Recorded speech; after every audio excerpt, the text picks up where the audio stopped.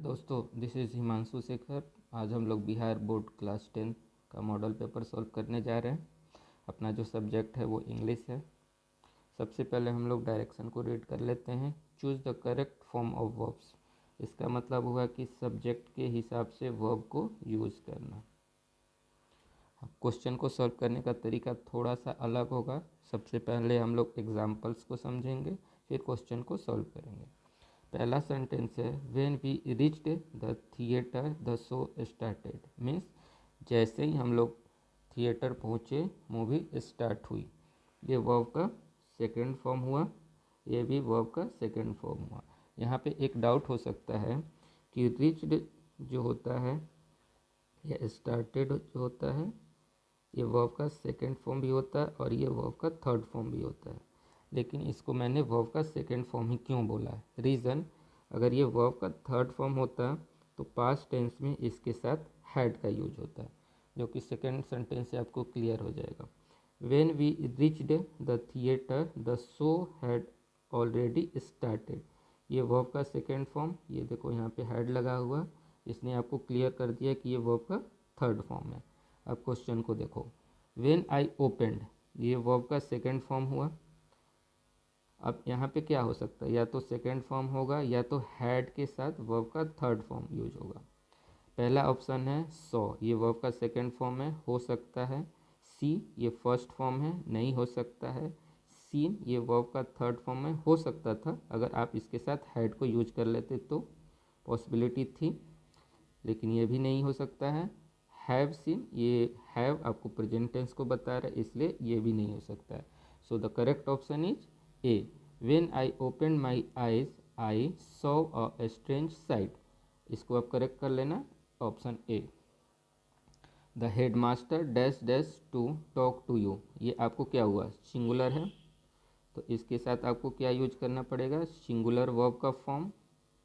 ये नहीं हो सकता, आपको ये हो सकता है the head master wants, have want नहीं, हैव के साथ आपको क्या यूज करना होता है, वर्ब का थर्ड फॉर्म, जैसे ही हैज़ रिच्ड। ये देखो हैज़ या हैव के साथ आप क्या यूज करते हो, वर्ब का थर्ड फॉर्म। यहाँ पे वांट लिखा है जबकि आपको क्या होना चाहिए, वांटेड। ये भी गलत हो गया।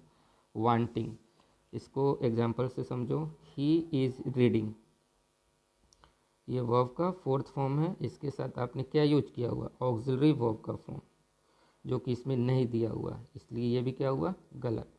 सो the correct option is D. Radha dash dash with her in law.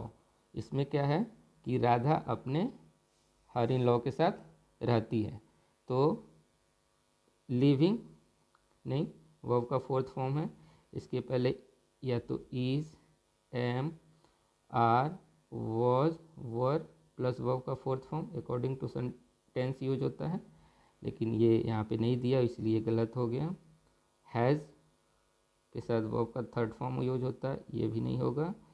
Radha रहती है, ये आपको प्रेजेंट टेंस की बात हो रही है, तो क्या हो सकता है आपको, B option. So the correct is B. We dash dash America the next month, आप इसको छुपा लो, द नेक्स्ट मंथ को अब पढ़ो।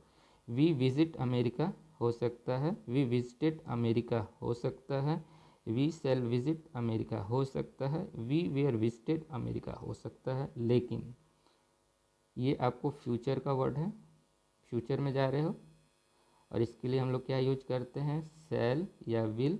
सेल और विल किस ऑप्शन में, C. So the correct option is C. आप बोलते हो I am from Bihar, I am from Delhi, I am from India. मैं बिहार से हूँ, मैं दिल्ली से हूँ, मैं इंडिया से हूँ। उसी तरह आप बोल सकते हो आई एम फ्रॉम कनाडा, मैं कनाडा से हूँ। सो the correct option is A. Lisa and jenny, ये देखो दो नाउन है, और ये दोनों नाउन मिल के क्या हो गए, प्लूरल नाउन। अब जब भी वर्ब फॉर्म्स यूज होगा वो प्लूरल वर्ब फॉर्म्स यूज होगा। एम सिंगुलर में यूज होता है, आई एम बोलते हो। वर ये हो सकता है, वॉज सिंगुलर के साथ यूज होता है। आर प्लूरल वर्ब फॉर्म है। अब ये देखो यहाँ नाउ दिया हुआ है, नाउ का मतलब क्या होता है? As the present time. So the correct option is A, sorry D. Sincere student हमेशा अच्छे मार्क्स पाते हैं, ये ट्रूथ है। ओके, अब ऑप्शन को देखो, डी गोटेन, वर्ब का थर्ड फॉर्म। आपको हैज़, हैव या हैड प्लस वर्ब का थर्ड फॉर्म यूज होना चाहिए अकॉर्डिंग टू टेंस। नहीं हो सकता है। विल गेट, पाएंगे, नहीं हो सकता है। सिंसियर स्टूडेंट पा रहे हैं, नहीं हो सकता है। पाते हैं, it is the truth. So the correct option is B. अब हम लोग प्रीपोजिशन के कुछ क्वेश्चन सॉल्व करने जा रहे हैं। पहला है I congratulated him dash dash his success. देखो, कंग्रेचुलेट किसी पर्सन को करोगे, प्रीपोजिशन क्या यूज करते हो? ऑन, और जिसके लिए आप लोग उसको बधाई दे रहे हो। आई कंग्रेचुलेटेड हिम, मैंने किसी पर्सन को किया, प्रीपोजिशन क्या हो जाएगा? ऑन। किस लिए किया? उसके सक्सेस के लिए। देखो, so the correct option is C. It is our duty to get dash dash the truth. I am doing my best to get the truth. उसने क्या किया? अपना सबसे बेस्ट काम कर रहा है ट्रूथ को जानने के लिए। इट मीन्स किसी चीज़ को जानना, समझना। तो इसके साथ क्या यूज होता है? एड। यह हमारी ड्यूटी है कि हम लोग क्या करें? सच्चाई को जानें। So the correct option is D. Kundan did not approve. Approve जो वर्ड है उसके साथ हम लोग यूज करते हैं of. So the correct option is B. इसको करेक्ट कर लेना, B. He threw a stone dash dash the river. आपको कन्फ्यूज़न होगा इन और इन टू में, इसको समझो। There is water in the river, ये रिवर है और उसमें पानी है already. He jumped into the river, ये आपको रिवर था और कोई क्या किया? जंप्ड किया। इट मीन्स बाहर से अंदर आया, तो हमने क्या यूज कर लिया? इन टू।